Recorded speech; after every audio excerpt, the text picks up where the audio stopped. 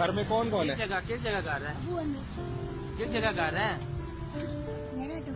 किस जगह? नहीं, पुल के पास है, कहाँ पे है? आगे पुल क्रॉस किया फिर आगे और कितना आगे? मैं वहीं एक एक जगह जानता हूँ। आर्या मल्ले गया हुआ हूँ। एक जगह पहचान नहीं है। पहचान जाएंगे, क्यों नहीं पहचाने? यार ऐसे आगे जाते हैं जिधर ईंटों वाला है। हाँ है। इससे आगे टंकी लंबी सी लगी है। हाँ लगी भी है। हाँ। हाँ वो है। उधर भी मैं फिर गया हूँ काफी।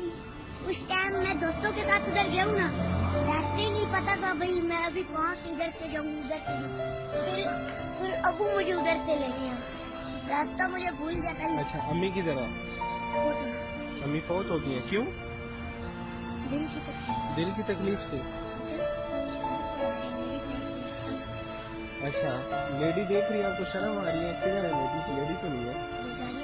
अच्छा, गाड़ी में क्या हो गया, शर्म की क्या बात है? इंशाल्लाह तो चक्कर लगाएंगे, वो मैं आपको पहचान दिया। अच्छा, अब लोग जो है ना आपकी हेल्प करना चाह रहे हैं तो स्कूल जाओगे ना? अच्छा, मैं आपके वालिद साहब का नंबर उनको दे रहा हूँ ना, तो वो राब्ता करेंगे, स्कूल जाना है, ठीक है? बड़ा